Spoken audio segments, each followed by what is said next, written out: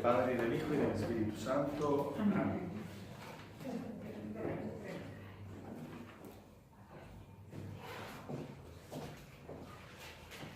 Te damos gracias, Señor, por este día que nos regalas, por poder ahora escuchar tu palabra, profundizar en lo que tú nos quieres decir a nosotros. Queremos pedirte que abras nuestra mente y nuestro corazón para que más allá del tema que tratemos podamos escuchar lo que tú nos quieres decir a cada uno de nosotros. Gloria al Padre, y al Hijo, y al Espíritu Santo.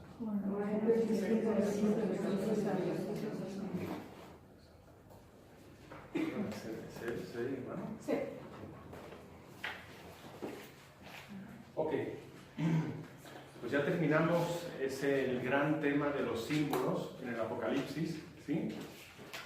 Y dijimos que íbamos a iniciar un poco tomando una decisión, que es qué tipo de método vamos a usar para interpretar el Apocalipsis, ¿no? A lo largo de la historia se ha intentado de muchas maneras pues llegar a cuál es el significado de este libro tan complejo, ¿no? Entonces vamos a hacer como un resumen de cómo en la historia se ha ido haciendo, y lo vamos a hacer en 3 pasos, ¿sí? Vamos a ver como 3 criterios o 3 métodos de interpretación. Eso es una forma de simplificar, ¿no? Ha habido cientos y cientos de teólogos que han interpretado el Apocalipsis, ¿no? Pero en cada época se ha hecho de una manera. Vamos a ver un poquito de eso. El primer método que vamos a ver es el más antiguo, y es el método de los santos padres. Los santos padres o padres de la Iglesia son los primeros santos que fueron también teólogos, ¿sí? Los santos padres o padres de la Iglesia son los que, por decir así, inventaron la teología, ¿no? Iniciaron con la teología cristiana. Entonces, ellos iniciaron con una forma de interpretar el Apocalipsis que vamos a llamar teología de la historia. Entonces, el primer método que vamos a ver es teología de la historia.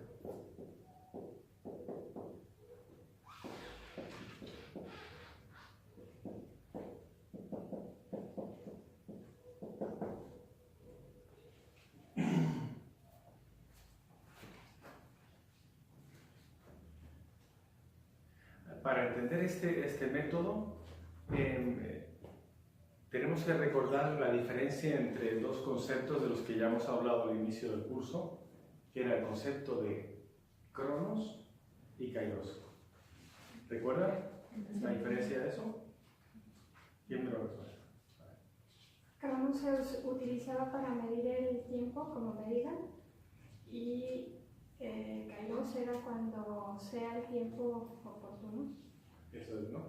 Las 2 palabras significan tiempo, pero una significa el tiempo del reloj, el tiempo del calendario, un día, luego otro día, y el otro habría que traducirlo por el momento oportuno, ¿no? ¿Sí? O la oportunidad, ¿no? Entonces muchas veces se le llama el Kairos, el momento de la historia en el que la segunda persona de la Trinidad viene al mundo y nos salva, ¿sí? Cuando viene Cristo y nos salva, porque es el momento adecuado, el momento oportuno, ¿no? Entonces, en este método primero, el método de la teología de la historia, se basa en centrarse en que el Apocalipsis nos habla del tiempo como Kairos.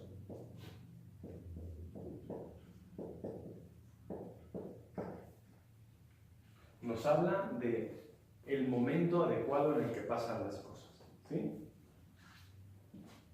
Ellos, curiosamente, este método, que es el más antiguo, en el que los primeros teólogos tenían menos herramientas para poder interpretar el Apocalipsis, ¿sí? Curiosamente, ese es el método probablemente que nos aporta más, ¿sí? Las mejores las mejores intuiciones sobre el significado del Apocalipsis se dan en este método de la teología de la historia, al inicio del cristianismo. Esto quiere decir que ha habido comentarios del Apocalipsis del siglo IV o III más acertados que comentarios de ahora. ¿Sí? Todavía ayer, yo para este curso he visto películas del 666, de la profecía, y he visto muchos videos de YouTube de gente, incluso católicos, ¿no? Hablando del tema de que se va a acabar el mundo y esto, ¿no? Yo a veces veo cosas y digo, Dios mío, si este es un profesor de Biblia, que hasta tiene un cargo aquí en la diócesis de Guadalajara, en una institución de teología y de Biblia, ¿no? De hecho, un gran cargo, yo digo, pero qué barbaridades dicen, metiendo miedo a la gente, diciéndole que el fin del mundo se acerca y esto, ¿no? Y yo pienso, digo, bueno, fíjate, los primeros cristianos le hubieran dado una lección, ¿no? A este hombre. ¿Por qué los comentarios de estos más antiguos son más acertados que muchos comentarios modernos? Pues porque ellos estaban muy cercanos en el tiempo en el que fue escrito el Apocalipsis. Por decir así, ellos pensaban de una forma muy parecida a como pensaban las comunidades de Juan en el Apocalipsis. ¿Sí? Pero, ¿puedes abrir la puerta? Sí. No sé que hace frío, pero para que... Gracias.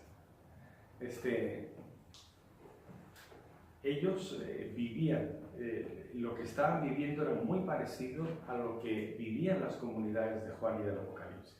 ¿Sí? Por eso ellos entendieron mucho mejor todos los signos y todas las cosas, ¿no? Entonces, fíjense cómo ellos entendieron, y eso es el motivo de por qué se llama este método la teología de la historia. ¿Sí? La teología de la historia significa reconocer que Dios me está hablando en mi historia. ¿Sí? Así como la teología bíblica se basa en que Dios me está hablando en la Biblia, la teología de la historia tiene esa intuición, ¿no? En nuestra historia nos está hablando Dios. En aquello que me pasa, Dios me está hablando. ¿Sí? Eso es la teología de la historia. Entonces, ellos tuvieron esta intuición, esos primeros santos padres de la iglesia. Y es, la historia que narra el Apocalipsis nos habla del momento adecuado, el momento oportuno para que yo me convierta. Y si lo leo dentro de 20 años, el Apocalipsis me volverá a hablar de que en ese momento es el momento adecuado, oportuno, para que yo me convierta. Y si alguien dentro de 200 años vuelve a leer el Apocalipsis y abre su corazón, de nuevo le hablará del momento adecuado, oportuno, para que él se convierta. ¿Sí? Y si lo ves en el año 2000, 2018, igual. ¿Sí? Es una forma de decir, así como uno lee una parábola y la parábola habla de nosotros, ¿sí? Siempre habla de nosotros. Si la leo hoy, mañana, si alguien lo leyó hace 500 años, ¿sí? Es porque la palabra de Dios es siempre presente, ¿sí? Nadie ve la parábola del buen samaritano y dice, bueno, pues esto no habla de mí. Esto es una cosa que sirvió a los samaritanos, no sé, para no ser tan discriminados en el tiempo de los judíos, ¿no? Pero ya no habla de mí, ¿no? O nadie ve la parábola del buen samaritano y dice, esto, Dios no habló nada a nadie con esta parábola, porque estaba esperándome a mí para decirme. ¿Sí? ¿Ve la diferencia? Eso en el fondo es la diferencia entre entender el tiempo como kairos, como momento oportuno, es siempre que abres el corazón a Dios, es el momento oportuno para que Dios te hable. O entender el tiempo en el Apocalipsis como cronos, que quiere decir solo tal día y a tal hora se cumple esto. ¿Sí? ¿Cuándo es el momento oportuno para convertirnos? Pues siempre que yo abro mi corazón. ¿Sí? Entonces el Apocalipsis me dice algo a mí en cada uno de esos momentos. Pero si el tiempo es cronos, ¿sí? Quiere decir que solo se cumple en un momento. ¿Ok? ¿Se entiende esto? Sí. Eso es muy importante. ¿Se entiende? ¿Sí? Porque si no, nos perdemos. ¿Sí? Muy bien. Si el momento es cronos, tiene que ser... El tiempo, si tenemos el tiempo del Apocalipsis cronos, es el tiempo del calendario o es el tiempo del reloj, ¿no? Por decir así, imagínate que Dios nos dice, ven que te quiero dar un abrazo. Si yo entiendo esas palabras, entendiendo cuándo me va a dar un abrazo Dios, lo entiendo como cronos, tengo que mirar en el calendario, en la agenda, qué día y a qué hora Dios me va a dar un abrazo. Llega ese momento, Dios me da un abrazo y se acabó, ya no hay más abrazos.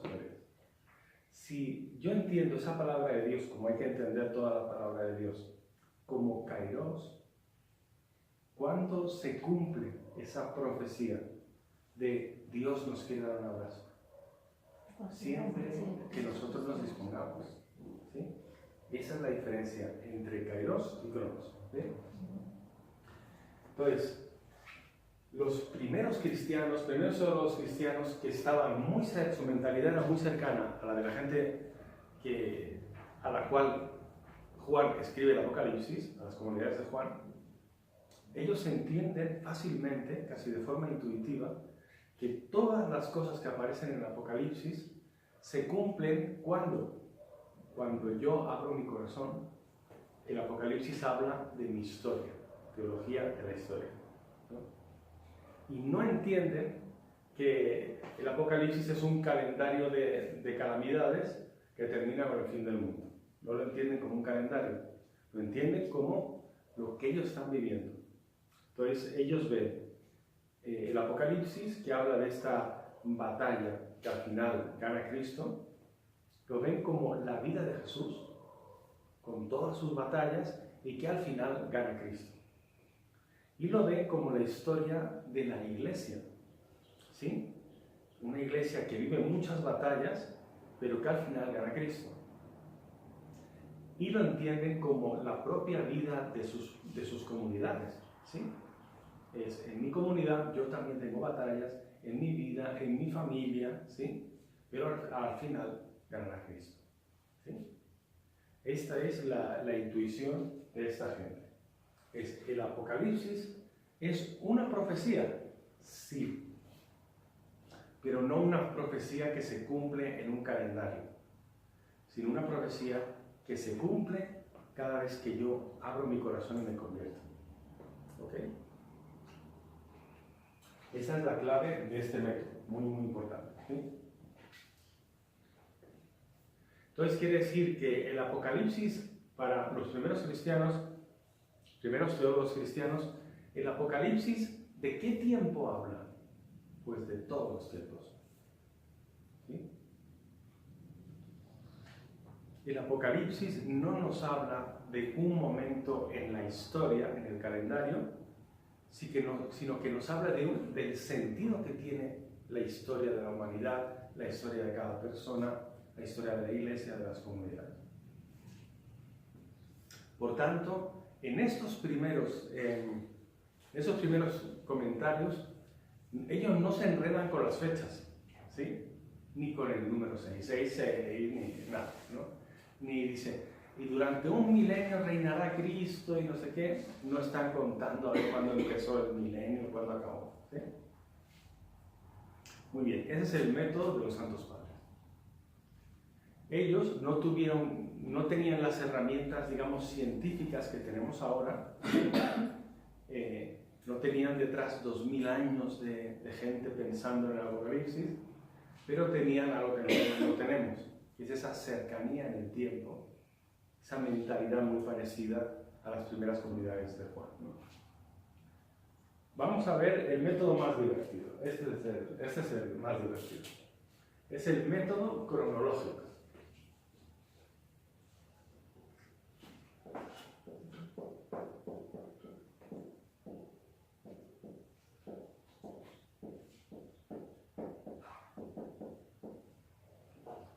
Cronológico. Cronos, nuestro amigo Cronos. Ya vemos que este no va a ser muy bueno, ¿sí? Pero va a ser muy divertido, ¿sí? Porque este empieza cuando ya la mentalidad de la gente en la iglesia ya era muy diferente a la mentalidad de los primeros cristianos. Habían pasado ya muchos siglos, ¿sí? Y la poca gente que sabía leer, estamos hablando de la Edad Media, ¿eh? La gente que sabía leer, que en general eran los monjes. Estamos hablando de un momento, sobre todo en Europa, en el que eran guerras constantes, era el tiempo este de los caballeros y de las espadas y esto, ¿no? Entonces era también el tiempo de la lucha contra los musulmanes, ¿sí? Y era un momento, digamos, de mucha barbarie, mucha dificultad. La Edad Media. Entonces, ahí en la Edad Media los frailes se ponen a leer el Apocalipsis y ellos ya no entienden nada. No entienden nada. Ya no tienen esa cercanía de la mentalidad que tenían los santos padres, ¿sí? Ellos ya no entienden nada. Les parece todo muy raro. Entonces, ¿cuál es la primera intuición de ellos? La primera intuición es, pues, si alguien no me explica otra cosa, lo que pone aquí hay que leerlo al pie de la letra. Y se acabó, ¿no? Dice, pues, si alguien no me dice que hay que leerlo de otra manera, ¿por qué voy a dudar yo si aquí pone que dentro de 1000 años será soltado el diablo para que nos torture? Pues, ¿cómo voy a ponerlo yo en duda? Pues lo pone aquí, ya está, ¿no? Y entonces, intentando entender, lo primero que hacen, estamos hablando del año 1000 más o menos, ¿no? Ellos tienen una cosa que les hace ver el Apocalipsis de forma cronológica, ¿sí? No Kairos, sino Cronos. Y es que era el año 1000. ¿Qué pasó? ¿Se acuerdan cuando era el año 2000, no? El año 2000, se va a acabar el mundo, el efecto 2000, hasta las computadoras iban a estallar, ¿no? Y el 2012 también, ¿no? Porque el 2012 los mayas ya lo predijeron, que era toda mentira, pero bueno, ¿no? Entonces, parece que pero lo del 2000 todavía era más divertido, porque era la idea de que en estos números así, 2000, 1000, ¿no? Los números enteros, como que parece que se cumple un ciclo, de que algo va a pasar, ¿no? Pues la gente veía esto del reino de los 1000 años, que aparece en el Apocalipsis, y decía, más claro ahora, ¿no? ¿Cuántos años hace que nació Jesús? 1000, ¿no? Que luego, si no pasa nada, diremos que no, que el fin del mundo no era 1000 años después de que nació, sino 1000 años después de que murió y resucitó, ¿no? Siempre hay una salida para el pánico, ¿no? Entonces ellos dicen, está claro que han pasado 1000 años y en el Apocalipsis dice cosas de 1000 años, ¿sí? Y entonces empiezan primero a hacer un análisis al pie de la letra y hacen lo que no habían hecho los primeros cristianos, que es intentar entender cuándo se va a acabar el mundo. Ahí empezó todo. Ahí empezó el problema con el Apocalipsis. Se entiende que el Apocalipsis es una profecía cronológica, no una profecía de Kairos, ¿sí? Entonces empieza el divertimento que ha llegado hasta nuestros días, que es calculemos el fin del mundo. O empiezan ya, cada vez le dan más vueltas. No, vamos a calcular el día del Señor.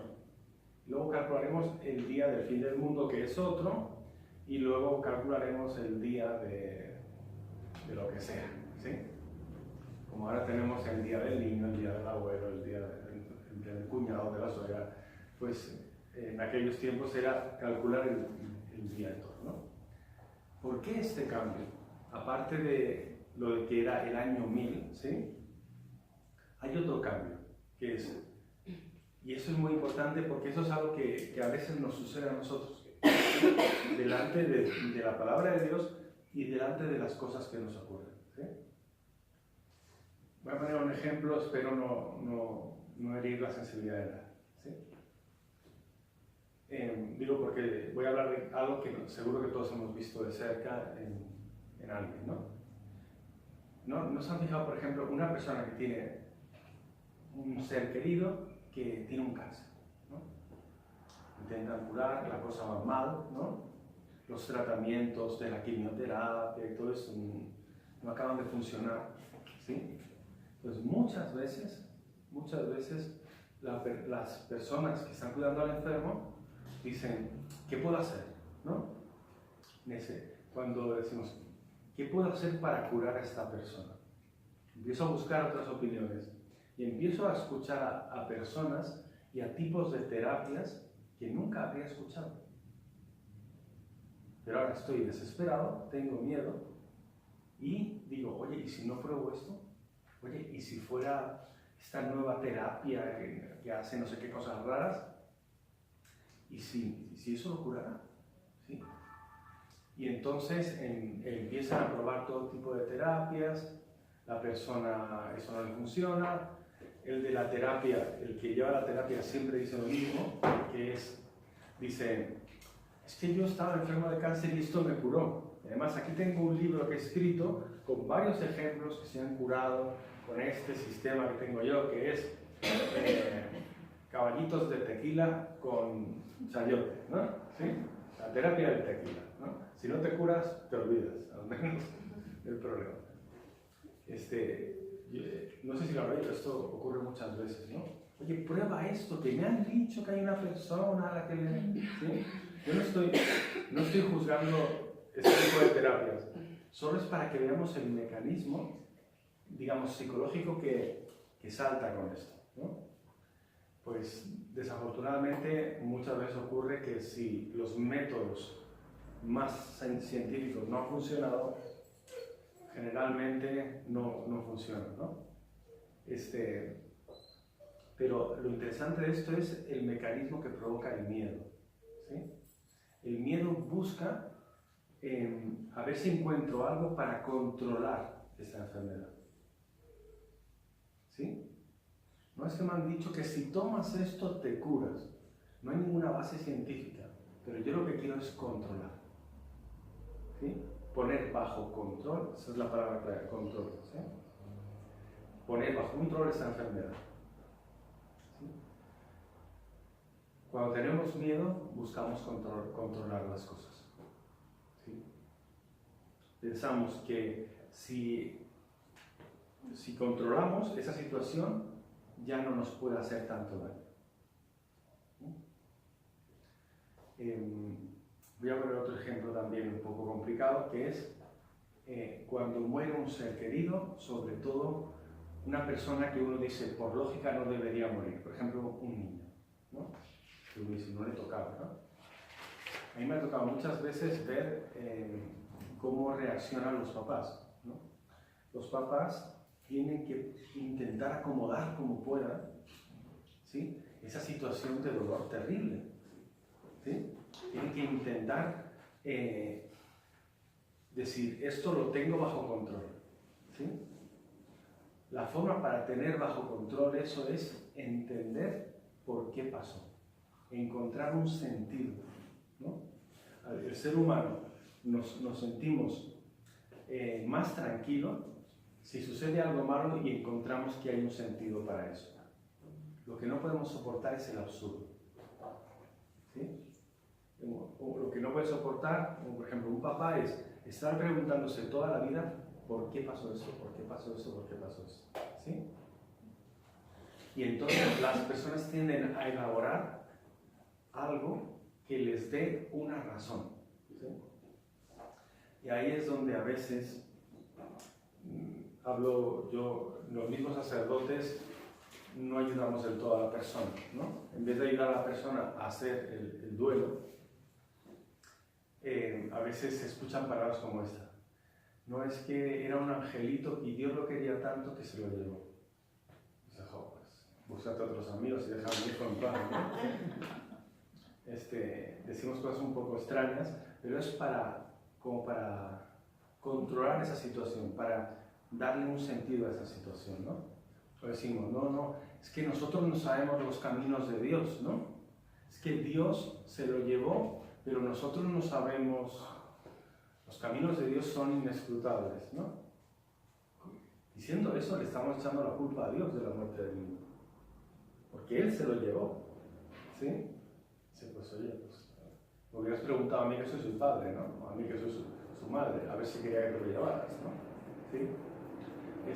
No, es que Dios nos querría decir algo con la muerte de este niño, ¿no? Tienes que preguntarte qué es lo que Dios quería decir, cuál era. Oye, pues Dios, ¿no tienes otra manera de darme un mensaje? Mándame un WhatsApp, ¿no? En vez de, ¿sí? ¿Ven qué absurdo se lleva? No, es que era voluntad de Dios. Oye, pues vaya gustos que tienes, ¿no? ¿Sí? Así nos ponemos un poco... ¿Ven? Todo eso es para intentar, si yo consigo comprender por qué ocurrió esa desgracia, yo me voy a sentir un poquito mejor, ¿sí? Es como decir, una persona dice, ¿cómo puedo soportar esta enfermedad, esta operación tan dolorosa? Pues porque tiene un sentido, que te cures, ¿sí? Entonces, nosotros estamos programados, para ser así, para poder soportar las situaciones difíciles si les encontramos un porqué. ¿Ok? Ahí me ha tocado a veces en tipo funerales con niños y todo esto, de niños que hayan muerto, o incluso de una familia entera, tener que decir, Dios, no es voluntad de Dios que pasara esto. O sea, esto pasó porque un borracho iba con un carro en dirección contraria y provocó un choque frontal y murieron. No fue voluntad de Dios. No es que si Dios lo permitió, eso es como decir también echar la culpa a Dios. ¿Sí? Si Dios lo permitió, o sea, si lo permites es que podías haberlo parado, ¿no? ¿Sí? Entonces, pues si esa idea de decir, si yo consigo entender un porqué, controlar, ¿no?, una situación terrible, yo me voy a sentir mejor. Bueno, ahora volvemos a la Edad Media, ¿no? Cuando surge este método cronológico. La situación en la Edad Media es, todo está fuera de control, ¿sí? La gente muere por las calles porque hay una epidemia de peste, y los que se salvan van a la guerra y se mueren. Luego, de 5 hijos que tuve, 4 se murieron, uno en el parto, el otro de hambre, ¿sí? Estamos en un mundo muy complicado de la Edad Media, ¿sí? Era el mundo en el que aparecen las grandes ciudades. Cuando aparecen las grandes ciudades, aparecen las grandes epidemias, ¿no? No había drenajes, no había agua corriente, bueno, ya sabemos, ¿no?, cómo era. Entonces, una persona se enferma, todo el mundo se enferma. Entonces, la impresión que tienen ellos es, Dios nos está castigando, el mundo es horrible, ¿sí? Vamos a pedirle a Dios que tenga compasión de nosotros, y ahí nos ponemos a leer el Apocalipsis. Y el Apocalipsis habla de situaciones terribles. Yo lo leo y digo, pues fíjate, yo también estoy viviendo algo terrible, ¿sí? Entonces ellos cometen un error, que es, como ellos conectan con lo que aparece en el Apocalipsis, dicen, uy, esto me suena a lo que yo vivo, ¿no? Guerras, muertes, sangre. Eso quiere decir, ese es el error, el método cronológico. Eso quiere decir que el Apocalipsis es una profecía de lo que está pasando, de lo que iba a pasar hoy en el año 1000. Fallo, error. Eso quiere decir que el Apocalipsis no tenía nada que decir a los cristianos que vivieron 1000 años antes de ese día. Y por supuesto tampoco tiene que decirnos nada 1000 años después, ¿no? Es el problema del método cronológico, que es un método un poco en el que yo soy el centro. Todo el Apocalipsis habla de nosotros, de mí, ahora, aquí, ¿sí? Y no hablaba de lo demás. Por eso, siempre que a lo largo de estos 1000 años de historia, desde el año 1000 a nosotros, siempre que alguien ha calculado el fin del mundo, siempre, el cálculo era, si yo lo hice el cálculo en el 1315, el mundo se acaba en el 1315. Si el cálculo lo hice en el 1814, 1814. Y hoy en día los cálculos que se hacen es para ahora, ¿no? Y van caducando, no sucede nada, y voy a hacer una profecía, el próximo cálculo del Apocalipsis que harán, pues será también en una fecha inminente, ¿no? ¿Sí? ¿Ven? Ese es el problema del método cronológico. El Apocalipsis es una profecía de lo que yo estoy viviendo aquí y ahora, solamente. ¿Sí? Todo el Apocalipsis, el único sentido era yo, que me dé un sentido de lo que yo vivo. ¿Se entiende? ¿O no? ¿Sí? Eso es muy importante, digamos, para cuando nos lleguen videos de estos del Apocalipsis o escuchemos a alguien, aunque sea en una homilía.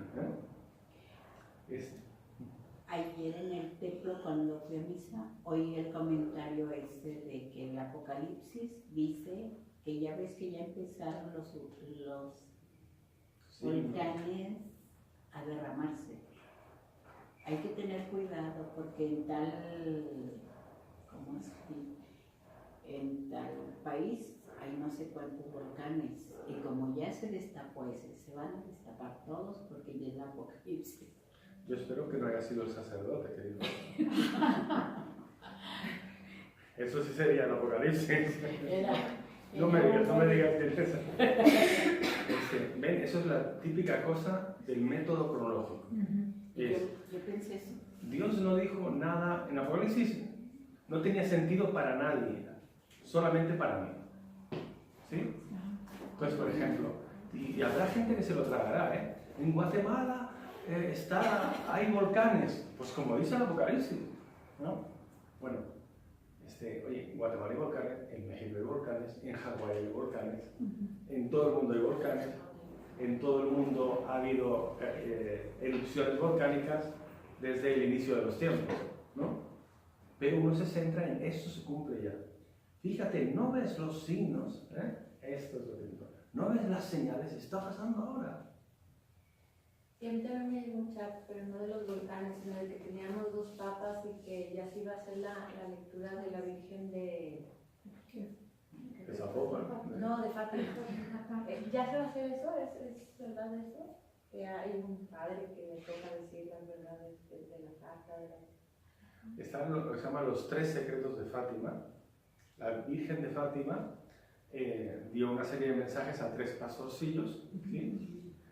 2 de ellos murieron muy pronto, y está la hermana Lucía, que ya me tocó conocerla, que vivió mucho tiempo, hasta murió hace poquitos años, ¿no?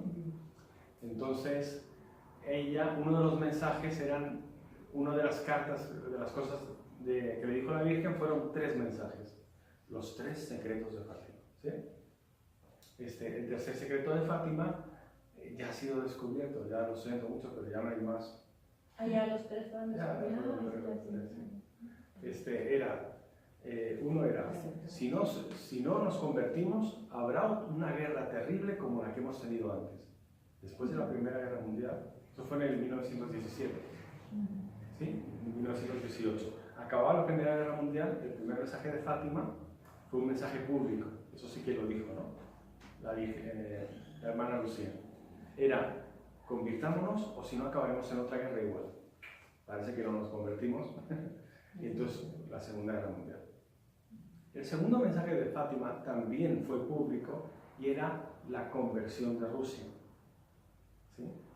Entonces se atribuye esto a todo el trabajo que hizo San Juan Pablo II para que cayera el muro de Berlín, la caída del comunismo, y de hecho ahora los países que eran comunistas, ahora son los países de Europa donde hay muchísima más fe, mucho más fe que los países de Europa occidental. ¿Sí? Entonces, otro también que se cumplió, ¿no? Otra profecía. Luego quedaba el tercer secreto de Fátima, que como era un poquito inquietante, entonces la hermana Lucía le dijeron, este solo lo vas a saber tú, el Papa y tu obispo, el obispo de Iria Fátima. Entonces cada vez que salía un nuevo Papa, ella escribía una carta con el contenido del tercer secreto de Fátima, la cerraba y se la entregaba al Papa, se la hacía llegar al Papa de turno. Curiosamente, cuando abrieron el cajón bajo llave que tenía en su escritorio San Juan XXIII, encontraron la carta cerrada.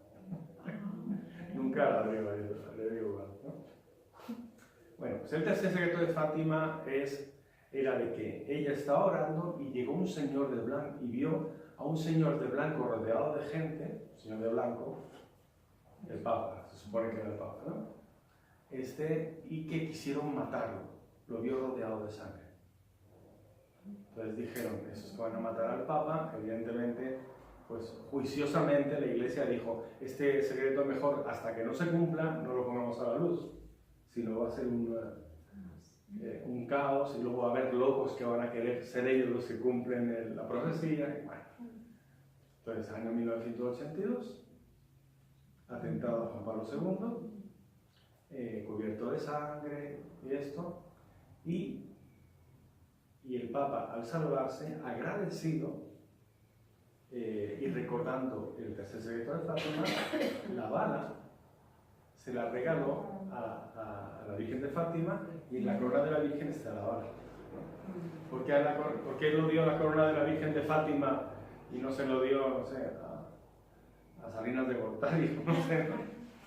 Pues se lo dio porque en recuerdo del tercer secreto de Fátima. Así que es que no hay más secretos, ¿eh? Se acabaron ya. Muy bien, pero más o menos método cronológico. ¿Sí? Método cronológico comete el error de decir todo lo que ocurre en el Apocalipsis habla solo de mí y se cumple solo ahora. ¿Sí? Esto no funciona con ningún versículo de la Biblia. Los versículos de la Biblia se cumplen en cada uno de nosotros siempre que abrimos nuestro corazón. Bueno, entonces hay tres tipos de métodos cronológicos. Con el método cronológico todo eso se cumple en un momento solo.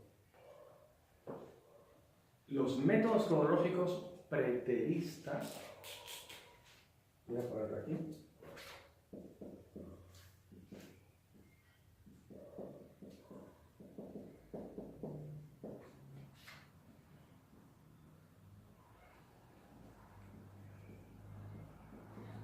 Presentes, el segundo, preteristas presentes y futuros.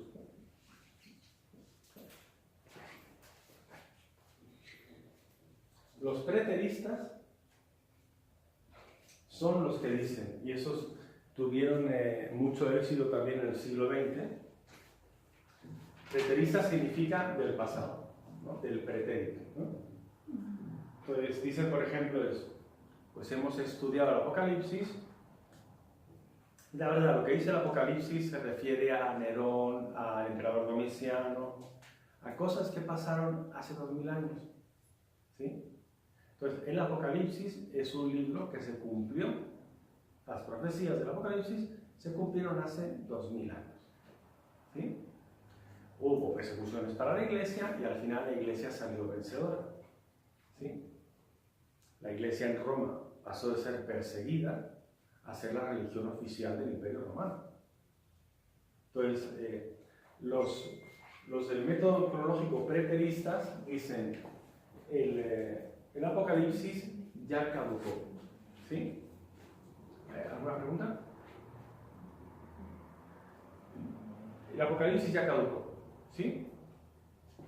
El Apocalipsis hablaba de cosas del Imperio Romano y ya pasó el Imperio Romano. Estos prácticamente están diciendo, arrancan las páginas del Apocalipsis que hay en la Biblia porque ya no nos sirven. ¿De qué habla el Apocalipsis? Es un libro de historia antigua, ¿no? Método cronológico presente. Este es lo típico de ahora no se dan cuenta de los signos de los tiempos, ¿no? Ahora está ocurriendo todo, ¿no? Bueno, el tema de los chips en la mano, ¿no? El chip, bueno, el 666, ¿no? Todo se cumple hoy. Esto, sobre todo, es una mezcla, estos métodos cronológicos actuales, los que dicen que se cumple ahora, eso es una mezcla de ignorancia y... Solo me viene una palabra a la mente, pero aquí en México eso es una mala palabra. Es una mezcla de ignorancia y estupidez. ¿Sí? Junta lo mejor de cada casa, ignorancia, y ahí te sale el método actualista. Y además es un método que no solamente tiene esas dos cosas, sino que hay que añadir egoísmo, egocentrismo. ¿Qué es el egocentrismo? Creer que yo soy el centro de todo. Por ejemplo, yo soy el centro del Apocalipsis. ¿Sí? Porque eso está pasando ahora, ¿no? Bueno, es el método cronológico presente. Y el método cronológico futuro son esas interpretaciones que te dan una fecha exacta del fin del mundo. Que como ya hemos dicho, será en un futuro muy próximo, siempre. Nadie va a decir, nunca ha habido en la historia de la Iglesia, ni habrá alguien que diga, yo he hecho cálculos del fin del mundo según el Apocalipsis y me sale que el mundo se acabará dentro de 4.000 años. Ninguno. ¿Sí? Bueno, esos son los tres métodos, ¿sí? O sea, dentro del método cronológico. Más o menos está claro, ¿verdad? Sí. ¿Alguna pregunta o comentario o no? Vale. Pero bueno, sí va a haber un fin del mundo. Aquí el punto es que nunca sabemos cuándo será. Sí. Y como el Apocalipsis no es una cronología, no es un calendario, dentro de 1000 años sucederá esto, ¿sí? Es un libro de símbolos. Como es un libro simbólico, el Apocalipsis no nos está diciendo, en un tiempo que no sabemos cuándo será, no está diciendo esto, en un tiempo que no sabemos cuándo será, aparecerá del mar una bestia con 7 cabezas y una señora encima, vestida de púrpura. O un cordero descabezado abriendo un libro que tiene 7 sellos. No. ¿Sí? El Apocalipsis no es un libro simbólico. ¿Sí? Entonces, para entenderlo tenemos que entender qué significan los símbolos. Y bueno, ya vimos un poquito los símbolos que significaban. ¿Ok? Entonces, en algún momento se acabará el mundo. ¿Sí? Los geólogos dicen que se calcula que cuando estalle el Sol en una supernova, a lo mejor dentro de 4.500 millones de años. Así que a lo mejor no nos pilla, ¿no? Pero, sí.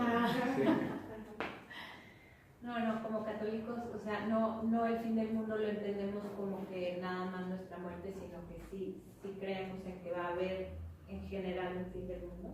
Esto no es una cuestión de fe, es una cuestión de ciencia. Ah, ok. Pues un día el Sol pero no lo dice acabará su nuestra energía. fe, eso que se va a acabar el mundo no lo dice nuestra fe, no, o sea, no nada más en el Apocalipsis, en ningún lado. O sea, en el Apocalipsis dice que se acabará el mundo, Jesús también dice se acabará el mundo y entonces habrá un juicio final. Lo que no dice es un calendario de cuándo será y tampoco dice cómo será exactamente. El Apocalipsis no dice el cómo. El Apocalipsis tiene unos símbolos y nos quieren decir otra cosa. ¿Sí?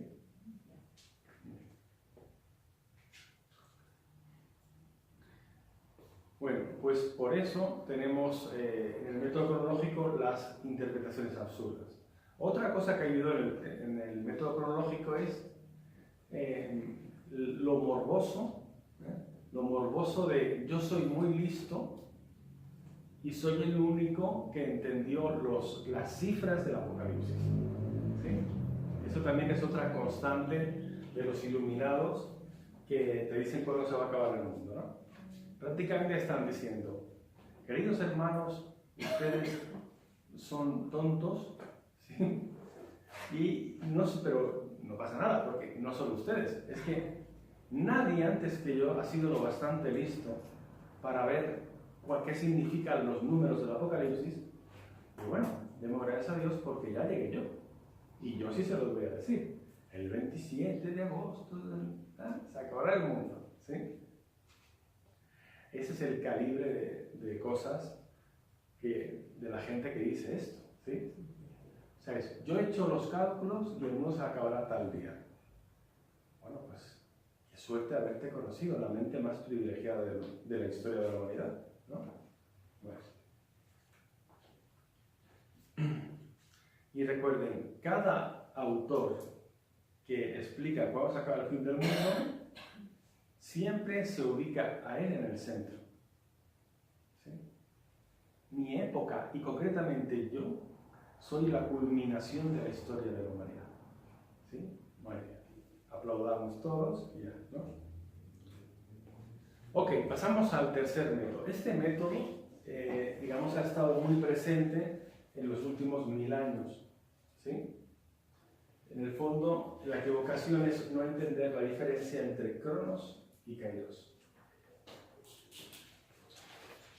Estoy simplificando mucho, ¿no?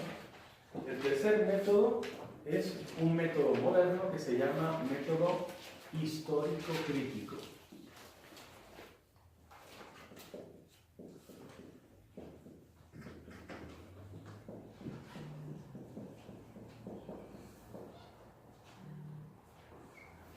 El método histórico crítico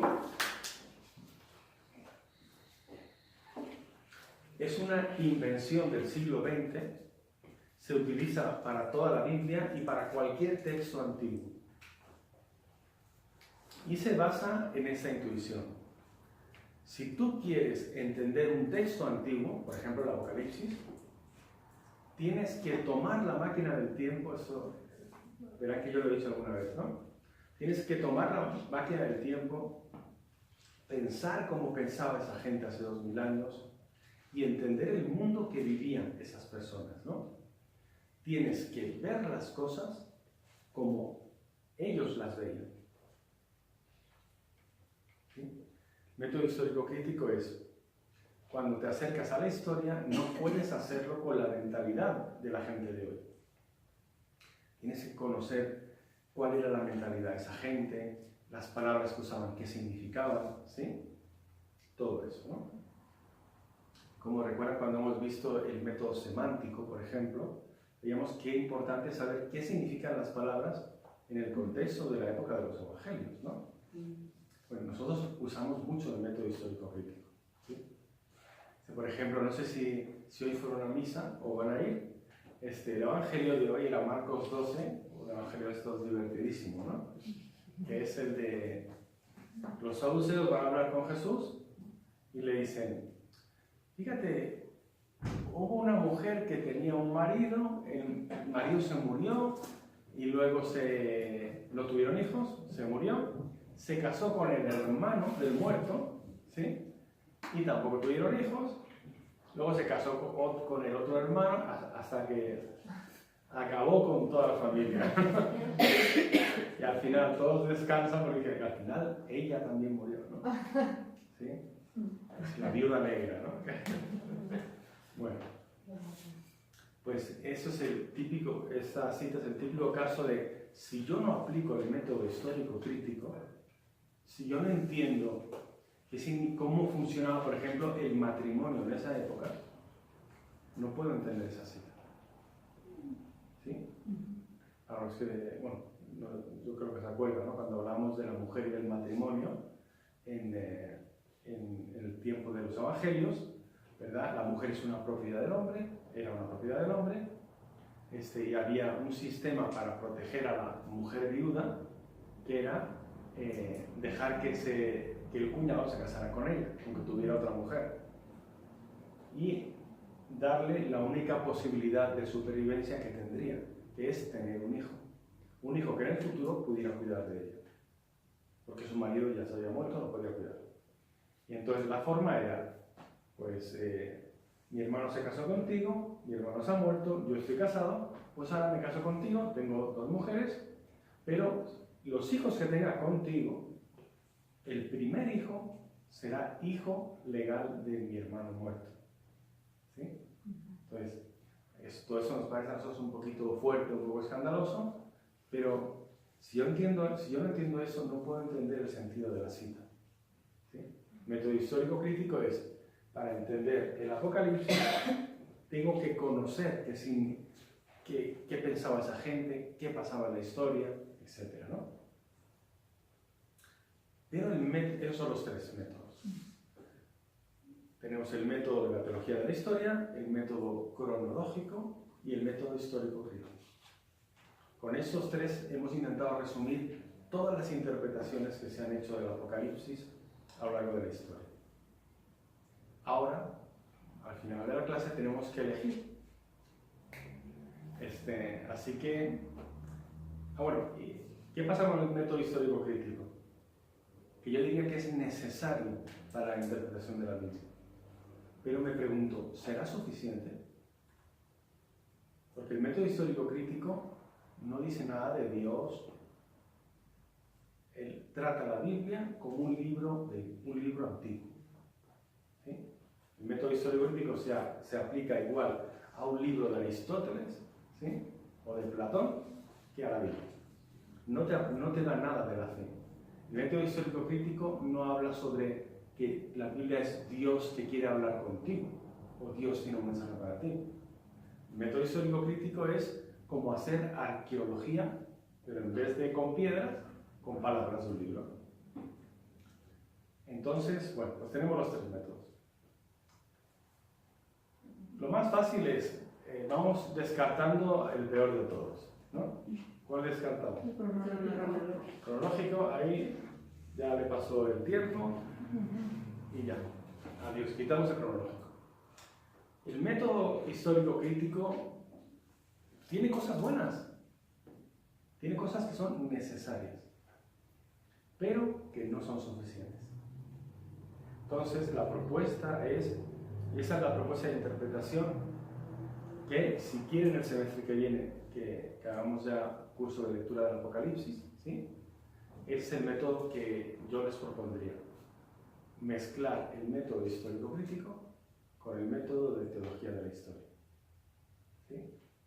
Con la base ya de todo lo que hemos visto en este semestre, sería acercarnos al texto pensando como la gente de esa época, de la mentalidad de la gente de esa época, pero no quedándonos solo en la historia y en las arqueologías, ¿no?, sino recordar el método de los santos padres y decir cómo esto lo aplicamos a nuestra vida hoy. ¿Ok? ¿Les parece bien? Muy bien. Pues ya tenemos ganador, ya podemos dormir tranquilos. ¿Sí? Y la semana que viene, si Dios quiere, les voy a proponer que hagamos un camino, ya no tanto del libro del Apocalipsis, sino que hagamos un camino dentro de nosotros. ¿Sí?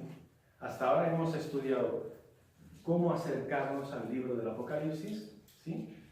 Ahora vamos a ver qué disposición espiritual tiene que haber en nosotros para poder interpretar bien el Apocalipsis. ¿Sí? Eso es lo que se llama el sujeto que interpreta. Para interpretar la palabra de Dios, no solo hay que mirar la palabra de Dios y analizarla, también nosotros tenemos que trabajar en ella. ¿Sí? Y eso no lo vamos a hacer inventándonos nada, sino que vamos a seguir el método que usa Juan en el Apocalipsis. los primeros capítulos del Apocalipsis son una pedagogía de Juan para trabajar algo dentro de nosotros. Como decir, ¿quieres leer este libro? Primero hay que hacer un camino interior. Vamos a intentar hacerlo, ¿ok? Muy bien. Gloria al Padre, al Hijo y al Espíritu Santo. Gloria al Padre, y al Hijo y al Espíritu Santo. Como era en el principio, ahora y siempre,